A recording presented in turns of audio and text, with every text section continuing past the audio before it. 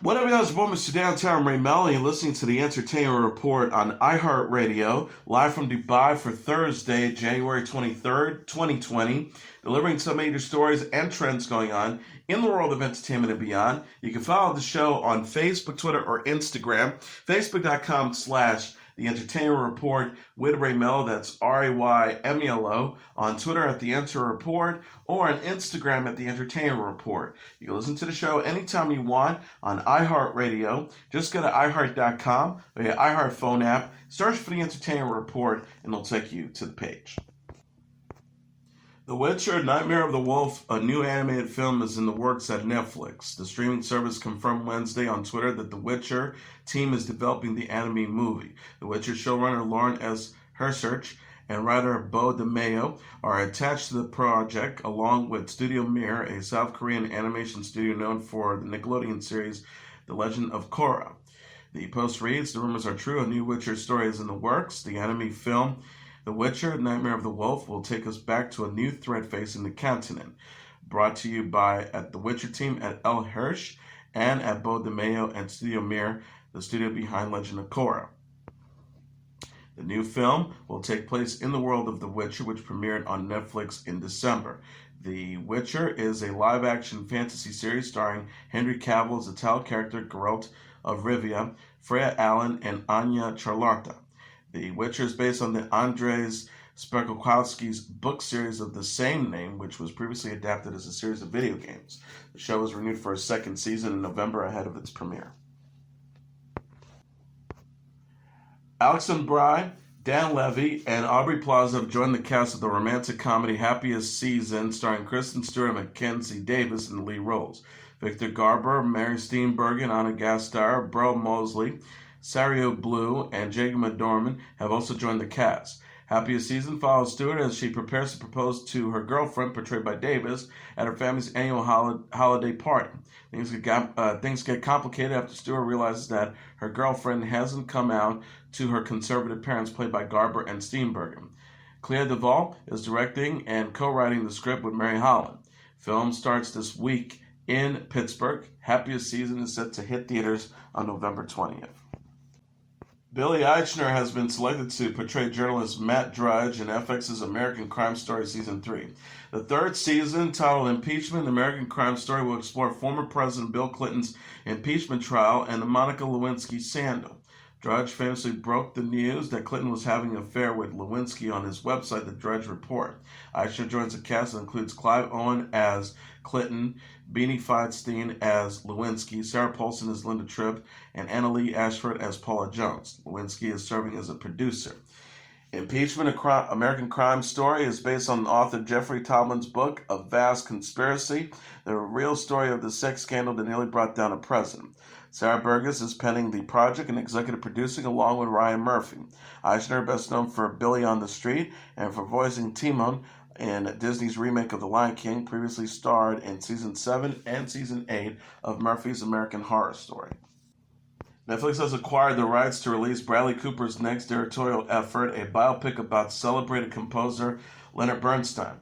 The film is Cooper's next directorial effort following 2018's A Star is Born. Cooper will produce, co-write with Josh Singer, and star as Bernstein.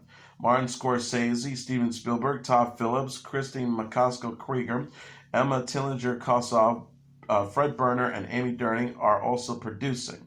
Bernstein is behind the musical hits such as West Side Story and Candide, among others.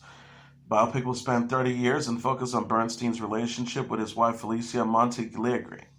Cooper originally had the film set up at Paramount and has been working with Bernstein's children, Jamie, Alexander, and Nina, on the project. Netflix will release the film in theaters before it hits the company's streaming service. Production is expected to begin early next year.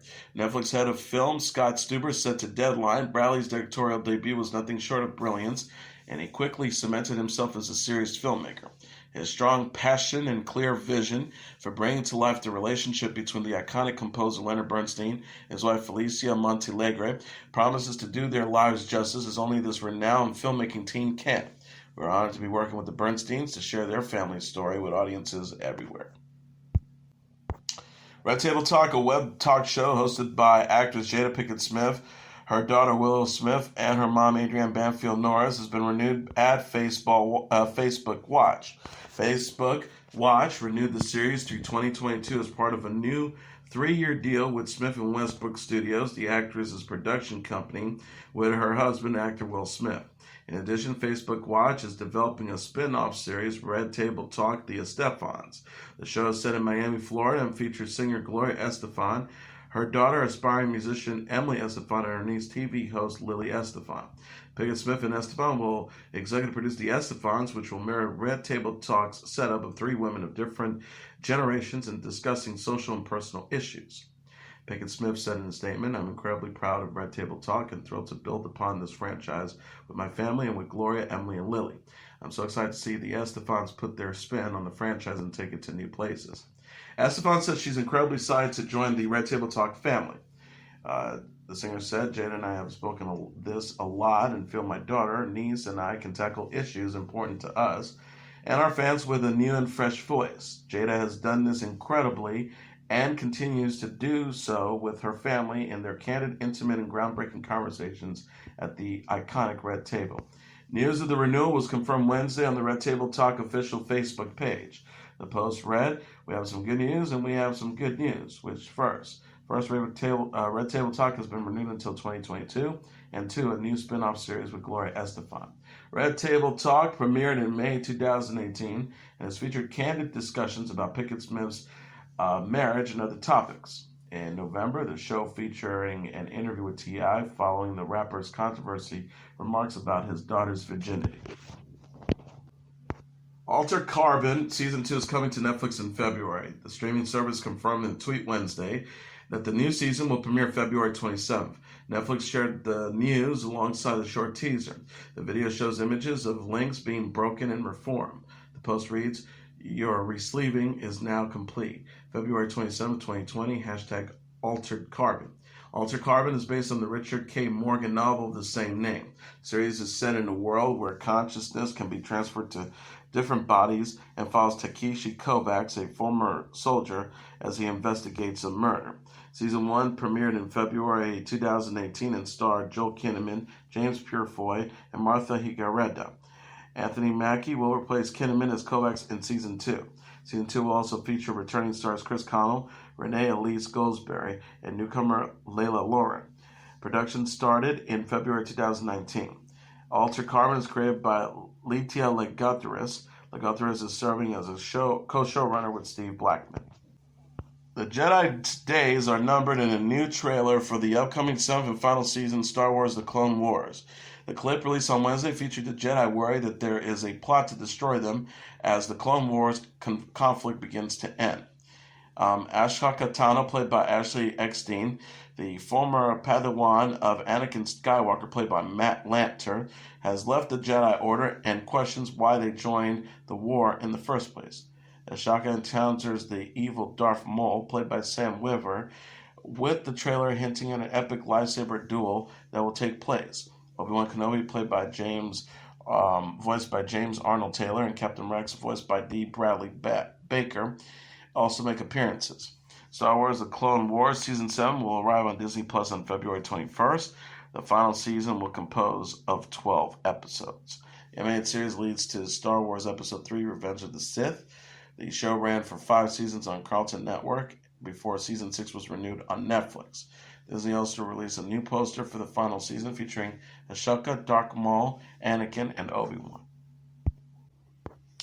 NBC has renewed American Ninja Warrior for a 9th season. Production on the next edition of the Obstacle Course Competition series is expected to begin in the spring, and the show will return to the network's lineup in the summer. Matt Eisman and Akbar Ejumilia will be back as hosts, along with sideline reporter Zuri Hall.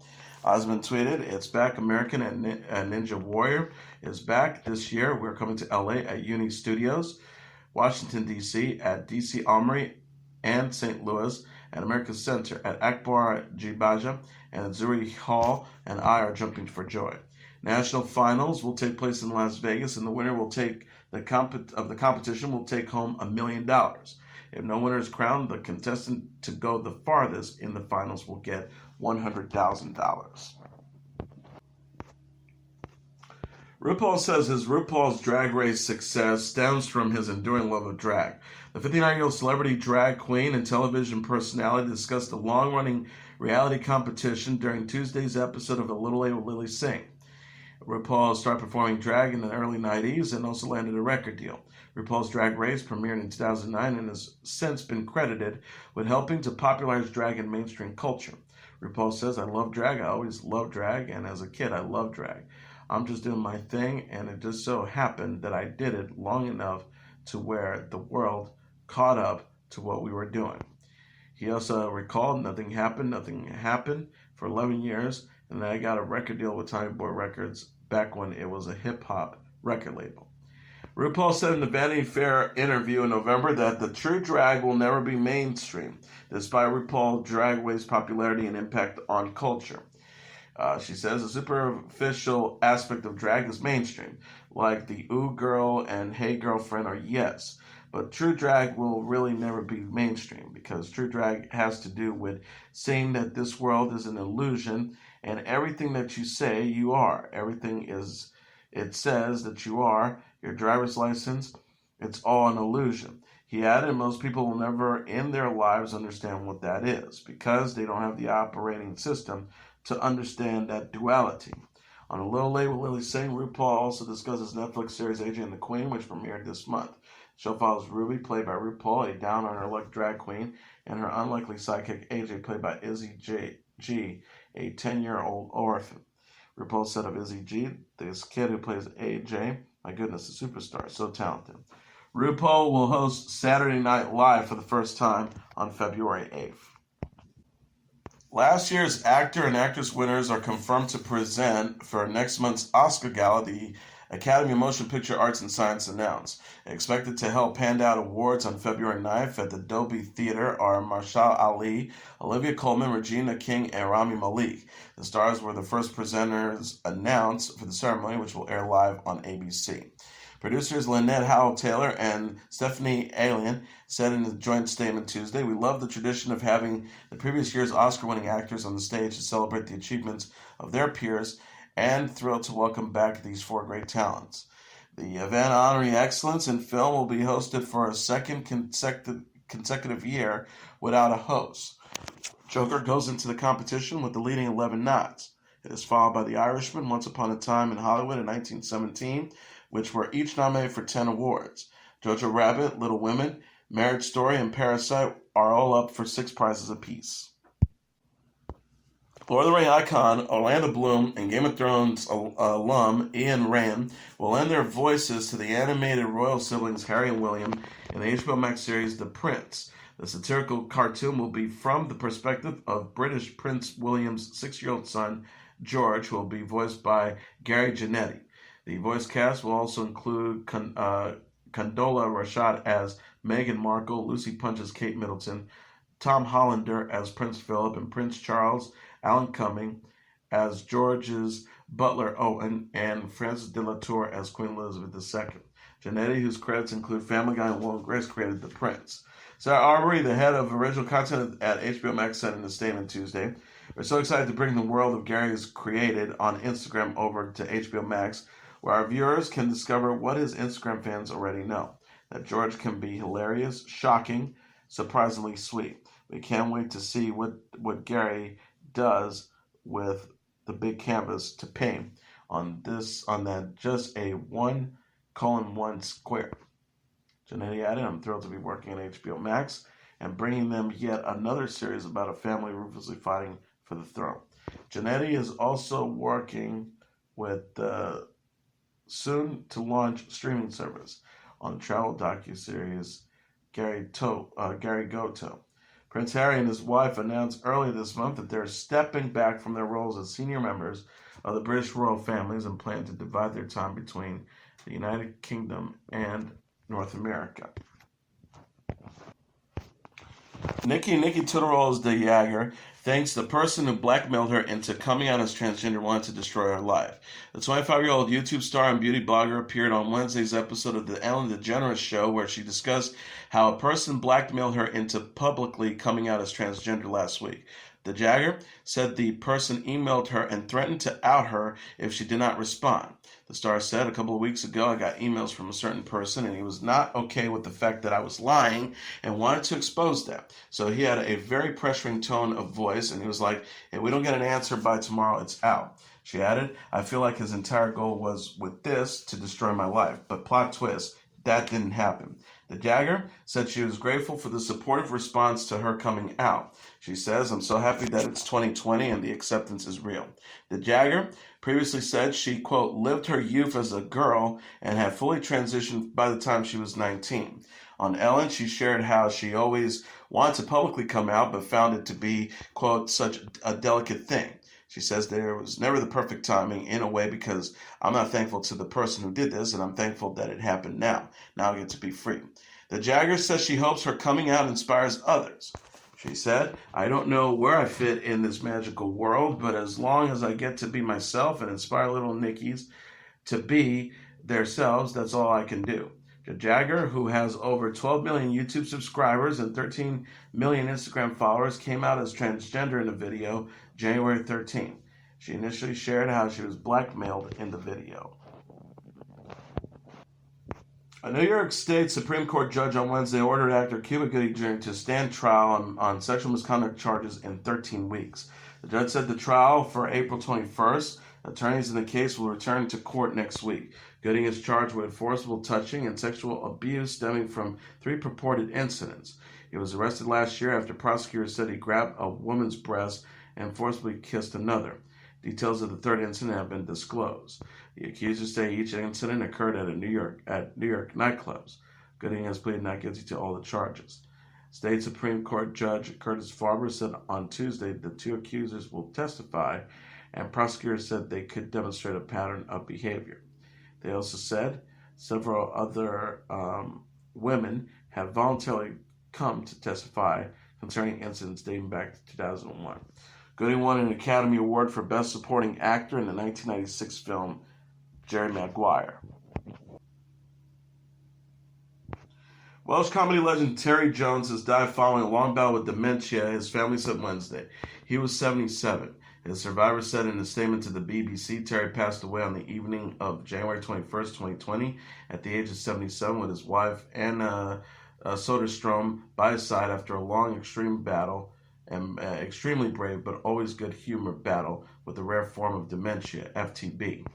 Over the past few days, his wife, children, extended family, and many close friends have been constantly with Terry as he gently slipped away at his home in North London. We have all lost a kind, funny, warm, creative, and truly loving man whose uncompromising individuality, relentless intellect, and extraordinary humor has given pleasures to countless millions across 6 decades. Metro, which also confirmed Jones's death, said that he was diagnosed with frontotemporal dementia in 2015. His friend and fellow Monty Python comedian troupe member Michael Palin said in November that Jones's mental and verbal abilities have dramatically deteriorated. Palin predicted it's a matter of time before his longtime friend would succumb to his illness. The Oxford University graduate was known for creating, along with Palin, John Cleese, Eric Idle, Terry Gilliam, and the late Grant Chapman, Monty Python, which counts among its classics the sketch comedy show Monty Python's Flying Circus and the comedy films Monty Python and the Holy Grail, Monty Python's The Meaning of Life, and Monty Python's Life of Brian. Jones also wrote the 1986 fantasy film Labyrinth and hosted the history-themed TV shows including Terry Jones's Medieval Lives, Terry Jones's Barbarians, and Terry Jones's Great Map Mystery in the 2000s.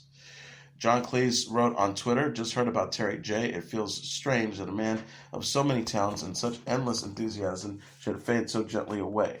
Of his many achievements, for me, the greatest gift he gave us all was his direction of Life of Brian. Perfection 2 down, 4 to go." Writer and actor and comedian Stephen Fry tweeted, "Farewell, Terry Jones. The great foot has come down to stamp on you. My God, what pleasure you gave. What untrammeled joy and delight. What a wonderful talent, heart, and mind." Filmmaker Edgar Wright wrote a very fond farewell to Terry Jones, not only 1/6 of the Pythons, Mr. Creosote, author 2 Sheds Jackson, Don Viercotti, Mandy Cohen, Prince Herbert, Cardinal Biggles, and the new organist, but also esteemed director of the all-time classic comedy Life of Brian. The post for the official BAFTA Twitter feed said, "We're saddened to hear of the passing of Terry Jones. Here he is receiving the special award for outstanding contribution to film and television. So, from his friends and fellow Python Michael Palin at the 2016 BAFTA Siramu Award." Selena Gomez is feeling grateful for the success of her new album, Rare. The 27-year-old singer and actress thanked fans in an Instagram post Tuesday after Rare debuted at #1 on the Billboard 200 charts. Gomez expressed some embarrassment over her promotion of the album and explained how much it means to top the chart. Gomez wrote, "It's officially out. I was a bit embarrassed asking so often for you to stream or buy my album. It felt so inauthentic. Thank you so much for making something so personal to me be a moment I'll never forget." She added, "All I truly desire is for you all to enjoy the music and spread the good." Singer Brooke Ligertwood and Golden and producer and talent manager Aileen Cashian showed their support for Gomez in the comments. Ligertwood wrote, "We love you so much, cheering you on in every season always." Golden added, "Hey, let's go, well deserved, Sel." Cashian said, "Amazing album, Sel, so happy for you." Gomez released Rare this month. She was criticized last week after buying copies of her own album and asking fans to stream or buy copies in an effort to reach #1. Rare is Gomez's third album to debut on #1 on the Billboard 200 following Revival 2015 and Stars Dance 2013. Gomez discussed her personal new songs in an interview with Kiss FM UK. The 2020 Faster Horses Festival will feature headlining performances from Thomas Rhett and Jason Aldean. Festival organizers announced a lineup for the Country Music Festival Wednesday on Twitter. This year's event runs July 17th through the 19th at Brooklyn, Michigan. Tickets go on sale February 7th at 10 a.m. Eastern Standard Time, with passes ranging from $215 for general admissions to $650 for the VIP TAC Room Reserve package. Luke Combs, Chelsea Ballerini, Carly Pierce, John Party, Tracy Lawrence, Chris Lane, Russell Dickerson, Mitchell Tenpenny, Hardy, Riley Green, Jimmy Allen, David Lee Murphy, Ingrid Andress, Gun West, and D. Silver are also performing. Rhett released his fourth studio album, Center Point Road, in May and said in November that his daughters Willa and Ada have changed his music. He will launch his Center Point Road tour in support of his album in May. Aldean released his ninth studio album, 9, in November. He will be supporting the album with his We Back tour, which begins January 30th. He added 22 dates to the tour last week. And here are the top 10 songs on the Billboard Hot 100 single charts for the week of January 25th. Number 10, Justin Bieber with Yummy. Number 9, Arizona Service with Roxanne. Number 8, Tones and I with Dance Monkey. Number 7, Dan Pleshay and Justin Bieber with 10,000 Hours. Number 6, Liz Capaldi with Someone You Love. Number 5, Selena Gomez with Lose You to Love Me. Number 4, Maroon 5 with Memories. Number 3, Post Malone with Circles. Number 2, Future featuring Drake with Life is Good. And the number 1 song on the Billboard Hot 100 single charts for the week of January 25th, Roddy Ricch with The Box. And that was your entertainment report for Thursday, January 23rd, 2020. I'm your host, Mr. Downtown Ray Melo. I'll be back tomorrow to deliver some major stories and trends going on in the world of entertainment and beyond. You can follow the show on Facebook, Twitter, or Instagram. Facebook.com/The Entertainment Report with Ray Melo. That's RAYMELO. On Twitter at The Enter Report, or on Instagram at The Entertainment Report. You can listen to this episode or any previous episodes of The Entertainment Report anytime you want on iHeartRadio. Just go to iHeart.com or your iHeart phone app, search for The Entertainment Report, and it'll take you to the page. Good night, and God bless you all.